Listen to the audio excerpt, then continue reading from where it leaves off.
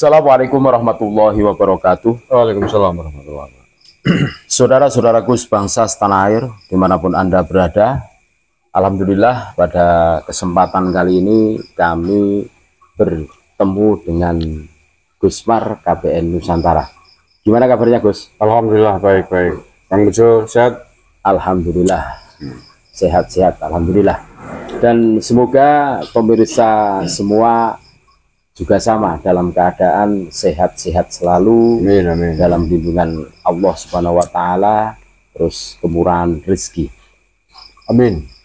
Ini mumpung ketemu dengan Gusmar KBN Nusantara, ini lagi rame tentang kisruh pengajian Safik bahasa lama ya Gus ya, yang di Gunung Anyar Surabaya itu, yang mana sampai hari ini framing seakan-akan Banser itu membubarkan pengajian.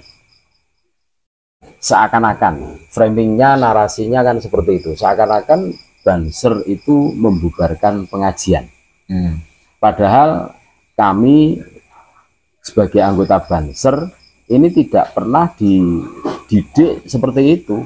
Justru kami tegaskan bahwa anggota Banser itu menjaga pengajian kan gitu. Nah ini kok framingnya kok begini. Nah ini menurut pandangan Gusmar ini bagaimana? Oke, baik Kang Bejo, tentunya heran.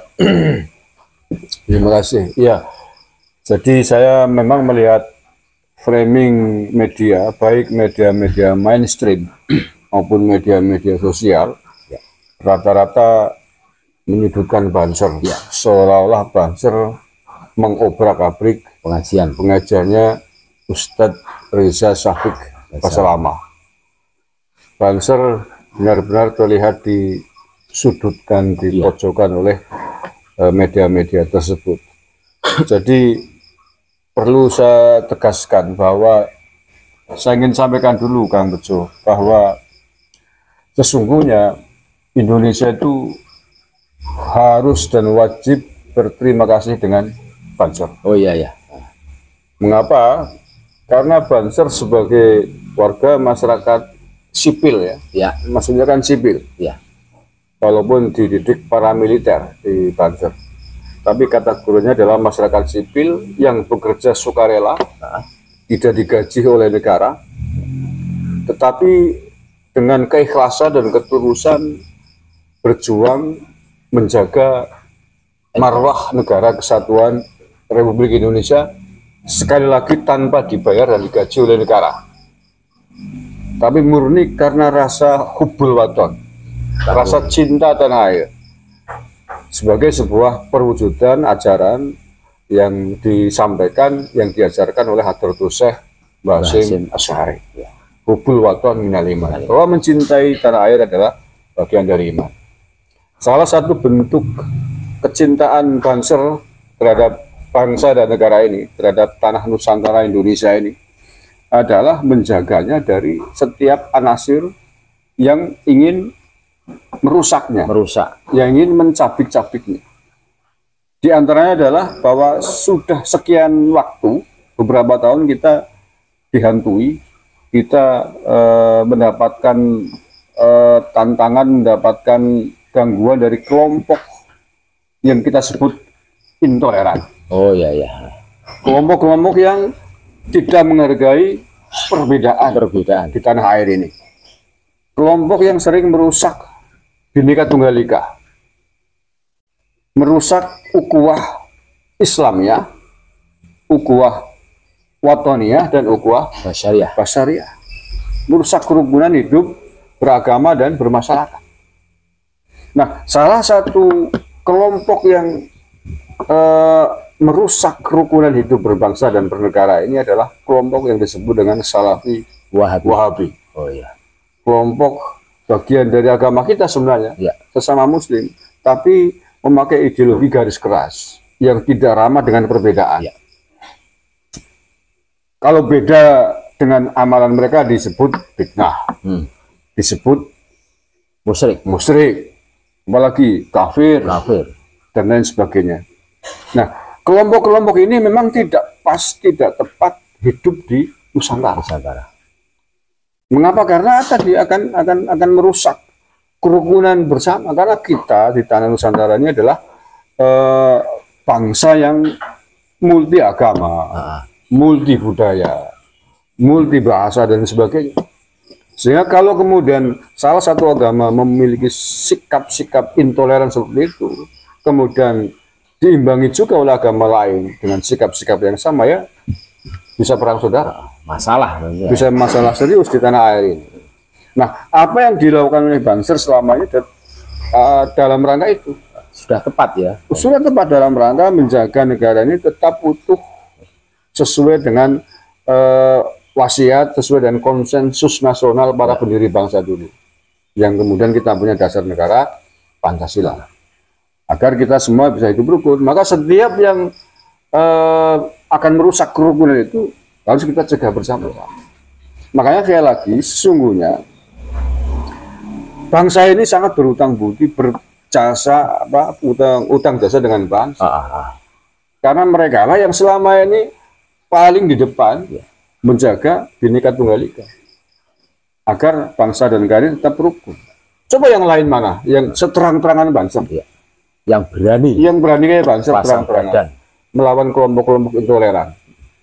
Kita belum lihat lah yang seterang-terangan dengan Banser. Partai politik mana? Bahkan partai penguasa, elit-elit partai lah, mumpung sekarang lagi masih musim pemilu gitu. Masih hangat-hangat. Masih hangat.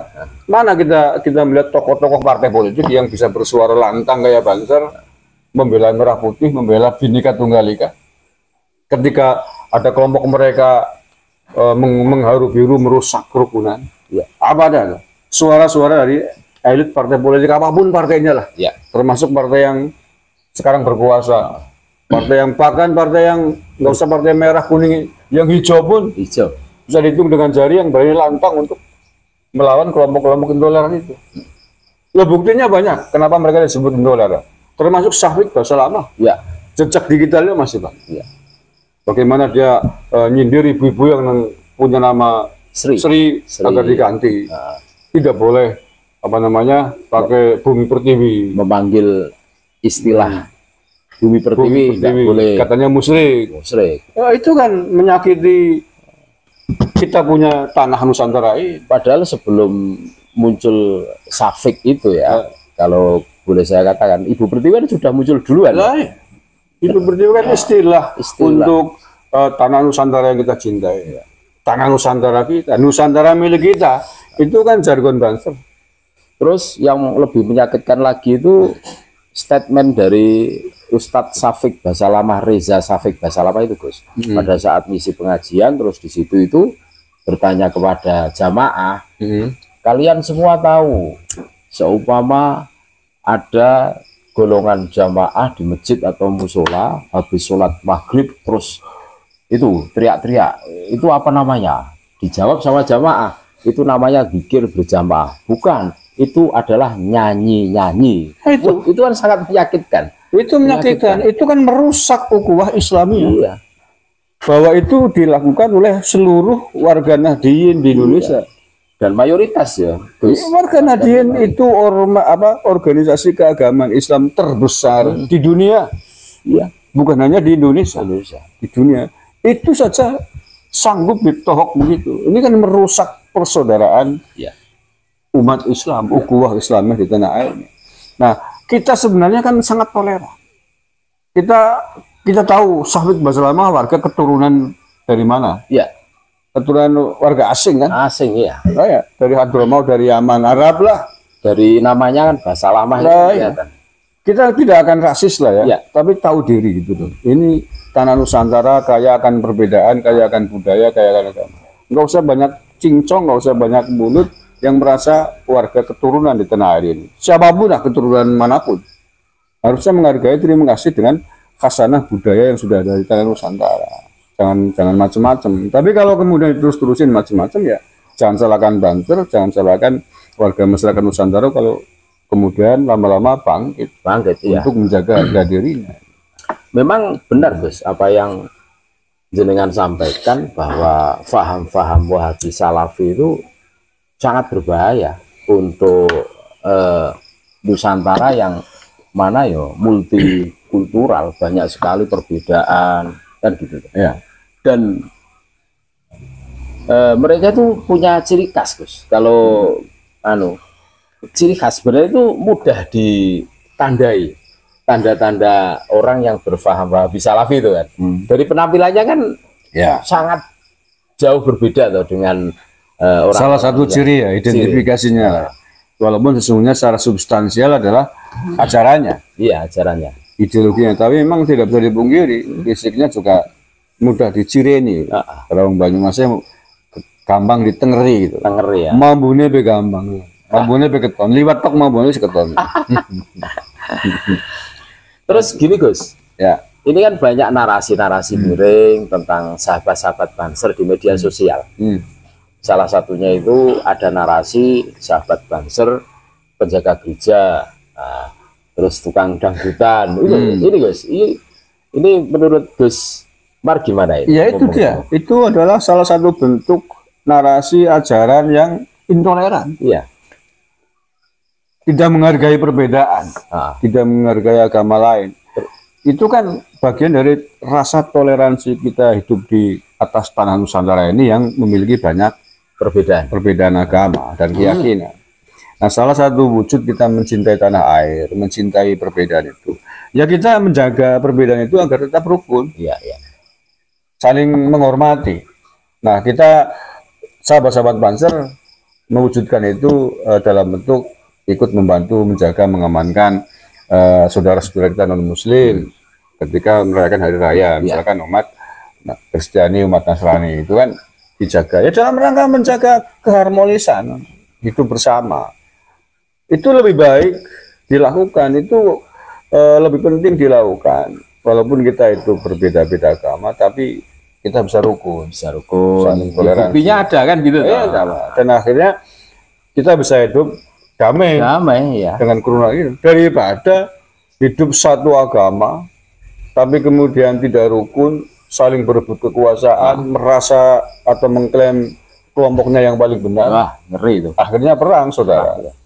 Contohnya udah banyak kan? Ya. Timur Tengah, Afghanistan 100% warganya Muslim. Ya. Tapi perang ini, saudara sudah 70 tahun lebih belum selesai. Antara faksi kelompok yang satu dengan yang lain. Sesama Muslim ya, ada Taliban. Hari ini yang kuasa Taliban ya. Ada kelompok Mujahidin, ya. Ada kelompok ISIS di sana. Semuanya kan Muslim semua, sesama Muslim. Iya. Tapi mengapa kemudian mereka perang saudara sampai 70 tahun lebih belum selesai? Karena ego merasa mengklaim diri paling benar, paling suci. Ya. Nah, kita apa ingin seperti itu? Tidak kan? Tidak. Nah, kalau di Indonesia kemudian perasaan ego merasa paling benar dikedepankan, kehancurannya bisa lebih parah dari Timur Tengah.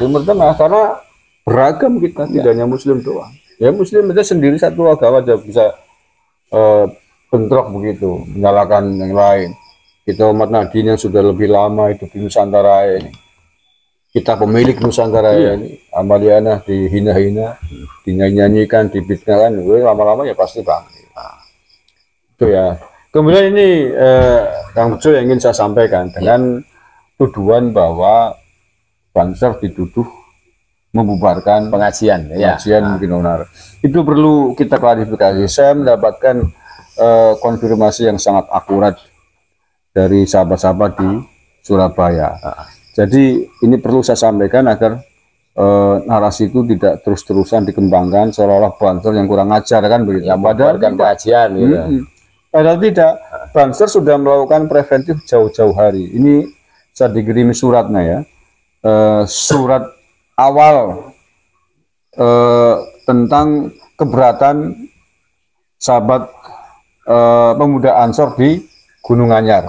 Ya. Ini suratnya tertanggal 20 Januari 2024. Oh ya. Itu kan sudah sebulan yang lalu. Ya. Surat keberatan atas rencana itu. Mengundang ini dikirimkan ke Yayasan Takmir Masjid Assalam Purima Surabaya. Jadi keberatan untuk kemudian agar dipertimbangkan oleh takmir.